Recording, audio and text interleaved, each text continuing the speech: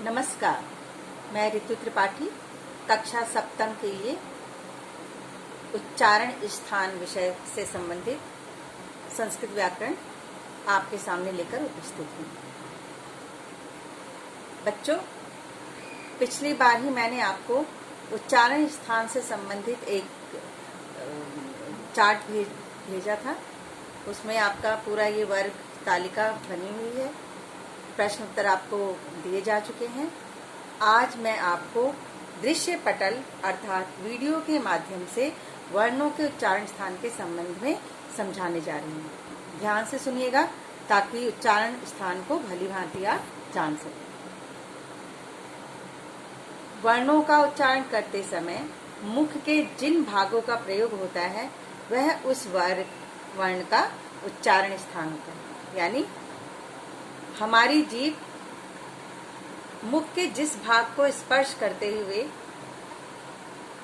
कोई ध्वनि उच्चारित करती है वही वर्ण कहलाता है, और वो वर्ण मुख के जिस भाग को स्पर्श करती है वह उसका उच्चारण स्थान हो जाता है।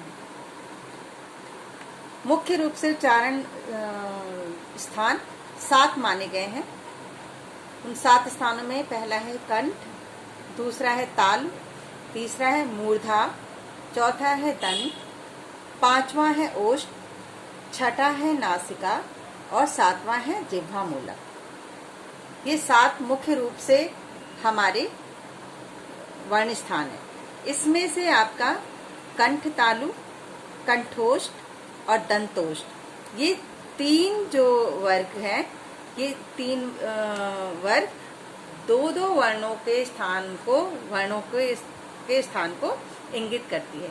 इसलिए हम इन्हें अलग से समझाएंगे। ये इसी का एक भाग है, इसलिए हमने इसको 10 वर्गों में विभक्त कर दिया है। आगे इसके बारे में समझाऊंगी। अभी आप देखिए, कंठ से जो वर्ण बोले जाते हैं स्वरों में वो वर्ण है अ, आ, और स्पर्श व्यंजन है क, ख, ग, घ, अंग। अंतस्थ नहीं है। उष्म, ह, अयोगवा जो हम विसर्ग इस्तेमाल करते हैं वो है, और इसका संज्ञा शब्द है कंठ्य। दूसरा है तालु, स्वर ई, ये दोनों स्वर तालु से बोले जाते हैं। स्पर्श व्यंजन है इसमें च, छ, ज, झ, ञ। अंतस्थ वर्ण है य। उष्म व्यंजन है श। अयोगवा इसमें आपका नहीं है, और इसका संज्ञा शब्द है तालव्य। तीसरा है मूर्धा। मूर्धा से निकलने वाले वर्ण है रि, री, और जो हमारे स्पर्श व्यंजन है वो है ट, ठ, ड, ढ, ण। अंतस्थ है र। उष्म व्यंजन है श। अयोगवा नहीं है, और इसका संज्ञा शब्द है मूर्धन्य। दंत से बोले जाने वाले वर्ण है रि। स्पर्श व्यंजन है त, थ, द, ध, न। अंतस्थ है ल। उष्म व्यंजन है स। अयोगवा नहीं है, और इसका संज्ञा शब्द है दंत्य। होठों से जो हम वर्ण बोलते हैं उसमें स्वर है उ, ऊ। स्पर्श व्यंजन है प, फ, ब, भ, म। अंतस्थ और उष्ण व्यंजन नहीं है।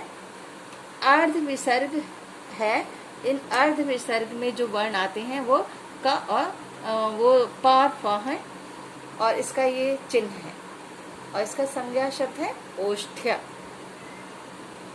नासिका से जो वर्ण बोले जाते हैं वो हमारे ये जो 25 स्पर्श व्यंजन है, इनके जो अंतिम वर्ण है, जैसे अणा, ञ, अड़ा, न, म और न, ये हमारे नासिका से बोले जाने वाले वर्ण हैं। इसको बोलते हैं नासिक्य। सातवां नंबर है जिह्वा मूल। जिह्वा मूल में हम केवल हमारा क और ख वर्ण है जो उच्चारित होते हैं। इसके बाद कंठ और तालु के स्पर्श से जो वर्ण बोले जाते हैं वो है ए, स्वर है ये हमारे। दंतोष्ठ से यानी दांत और होठों के मिलन से जो वर्ण बोले जाते हैं वो है व। इसे बोलते हैं दंतोष्ठ। और ओ और औ को कंठोष्ठ। दंतोष्ठ कौन सा है? व। इसे हम क्या बोलेंगे? दंतोष्ठ। तो ये जो तीन वर्ण हैं, तीन आपका ए, ओ, औ और आपका जो हमारा व्यंजन व, ये वर्ण हमारे क्या कहलाते हैं? कंठोष्ठ, कंठतालु, दंतोष्ठ। अभी मैंने आपको वर्ण उच्चारण स्थान के बारे में समझाया। इन उच्चारण स्थानों को कंठस्थ करने के लिए मैं आपको एक सरल विधि बताऊंगी जो सूत्र के रूप में है। अगर आप इनको याद करेंगे तो आपको न सिर्फ ये आसान लगने लगेंगे बल्कि आपको इनकी पहचान बहुत आसानी से हो जाएगी। ये सूत्र हैं, इन्हें आपको कंठस्थ यानी कि रटना पड़ेगा। कंठ यानी गले से जो वर्ण बोले जाते हैं वो वर्ण सूत्र है अकुह विसर्जनीयानाम कंठः। यानी अ में हमारा बड़ा आ भी शामिल है। आ कु यानी कि क वर्ण में क वर्ग के अंतर्गत आने वाले वर्ण कौन से हैं? वो क, ख, ग, घ, अंग और ह। इसके अलावा जो हमारा विसर्ग वर्ण है, ये मैंने यहाँ पर आपको आसान लगे समझा दिया है। ये आपका सूत्र है, इसको आप याद करेंगे। यहाँ मैंने आपको समझाने के लिए लिखा हुआ है अ में आ है, क पूरा वर्ग है और ह और विसर्ग हमारा है। ये सारे वर्ण हमारे कंठ से बोले जाते हैं और इसका सूत्र है अकुह विसर्जनीयानाम कंठः। तालु से जो वर्ण हम बोलते हैं उसका सूत्र है इचुयशानाम तालु। यानी तालु से बोले जाने वाले वर्ण कौन से हैं? ई और ई। इसमें हमारा छोटी और बड़ी ई दोनों हैं। इसके अलावा चू का मतलब है कि च के वर्ग के अंतर्गत आने वाले सभी वर्ण जैसे च, छ, ज, झ, ञ और य, श, ये सब तालु के अंदर हमारा तालु से बोले जाने वाले वर्ण हैं। जैसे यहाँ पर मैंने लिख दिया है आपको आसानी से समझने के लिए ई, च पूरा वर्ग, च, छ, ज, झ, ञ और य और श। ठीक है, ये सारे वर्ण हम किससे उच्चारित करते हैं? तालु से। अब तीसरे पे आइए मूर्धा। मूर्धा से बोलने वाले मूर्धा। अच्छा, एक चीज मैं आपको और बीच में समझाना चाहती हूँ। जैसे मैंने बोला कंठ, कंठ का मतलब होता है हमारा गला। तो गले से जो वर्ण निकलते हैं वो कंठ के अंतर्गत आते हैं, उन्हें कंठ वर्ण कहते हैं। और तालु आपको मालूम है कौन से होते हैं? ई बोल के देखिए, जब हम ई बोलते हैं या च, छ बोलते हैं तो हमारी जीभ तालु को टच करती है, छूती है। तो तालु को छूते हुए जीभ जिन वर्णों का उच्चारण करती है वो तालु के अंतर्गत आते हैं। अब ये सारे मैं पहले ही बता चुकी हूँ। अब मूर्धा क्या है? जब आप देखिए री बोलिए, जब आप या टाठा डाढ़ा बोलिए तो आप देखेंगे कि आपकी जो जीभ है वो बिल्कुल जो हमारे मुंह का ऊपर का खाली भाग है, ऊपर मुंह के ऊपर की छत है जो, उसको हमारी जो जीभ है वो टच करती है। तो ये उसको मूर्धा कहते हैं। और मूर्धा से बोले जाने वाले जो वर्ण हैं वो आप सूत्र सुनिए, ऋतु र शाणाम मूर्धा। यानी कि कौन से वर्ण बोले जाते हैं? री। और टू वर्ग में कौन कौन से वर्ण हैं? ट, ठ, ड, ढ, ण और इसके अलावा र और श। ये सारे वर्ण कौन से हैं? मूर्धा के हैं। और इन्हें मूर्धा कहते हैं। यहाँ पर आपको सरल विधि बताई गई, यानी री, ट, ठ, ड, ढ, ण, र और श, ये सारे वर्ण हम तालु के मूर्धा के अंतर्गत रखते हैं। इसके बाद आया है दंत। दंत का जो हमारा सूत्र है वो है ऋतु ल सानाम दंताः, यानी कि ऋ वर्ण और तू के अंतर्गत आने वाले वर्ण त, थ, द, ध, न और इसके अलावा ल और स, ये सभी जो वर्ण हैं ये सब दंतीय वर्ण कहलाए जाते हैं। जैसे यहाँ देखिए ऋ, त पूरा वर्ण, त, थ, द, ध, न और ल और स, ये वर्ण हम किससे बोलते हैं? दंत से। दंत वर्ण है। अब जैसे ऋ बोलेंगे या त, थ बोलेंगे तो हमारी जीभ दांतों को टच करती है, दांतों पर मारती है, उसके द्वारा जो ध्वनि निकलती है वो दंत कहलाते हैं। अब आते हैं ओष्ठ। ओष्ठ यानी कि जिन वर्णों को बोलते हुए हमारे होठों का प्रयोग होता है वो वर्ण कौन से हैं? इसका सूत्र क्या है, सुनिए।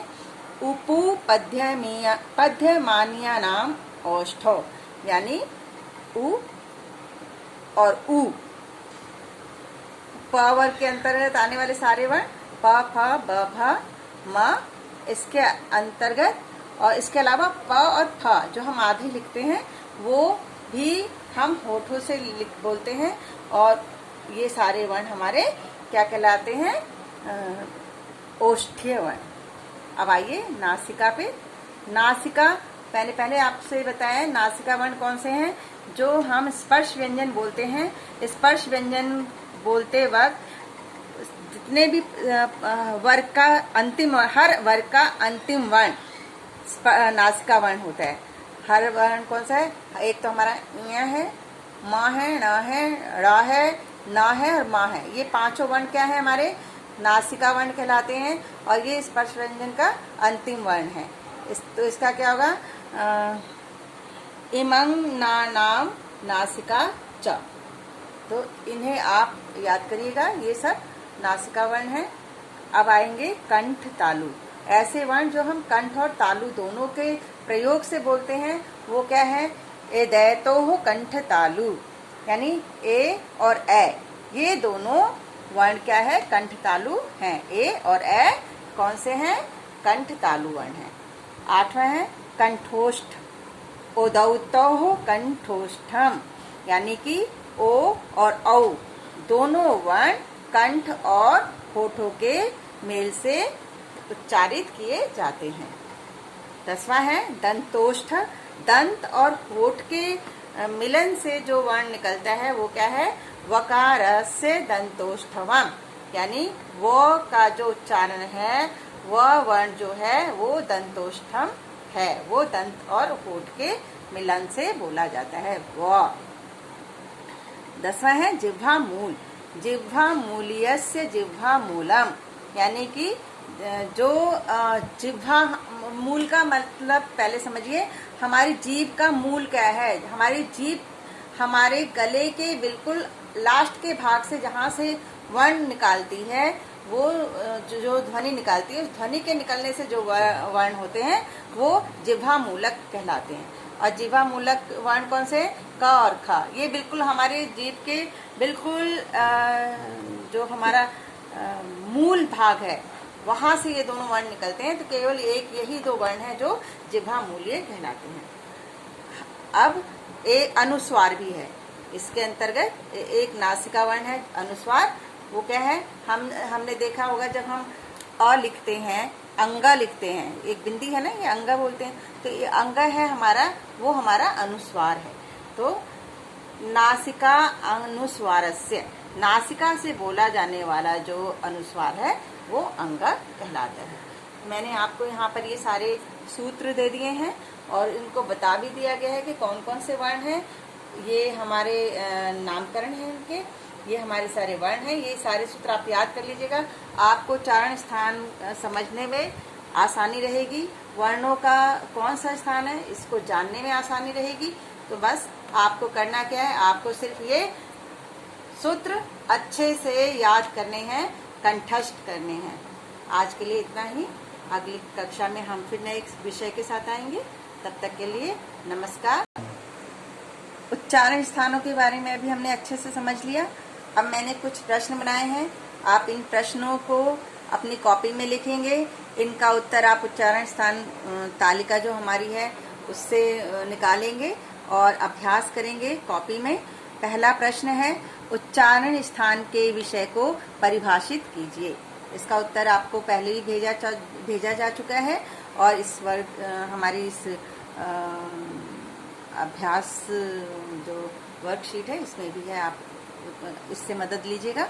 दूसरा प्रश्न है, य वर्णस्य उच्चारण स्थानम विद्यते, यानी य वर्ण का उच्चारण स्थान बताइए। कंठोष्ठ है, दंतोष्ठम है, कंठ तालु है या जिह्वा मूलक। आपको समझा दिया है, आप समझकर इसका सही उत्तर लिखिएगा। प्रश्न, त वर्गस्य उच्चारण स्थानम भवति।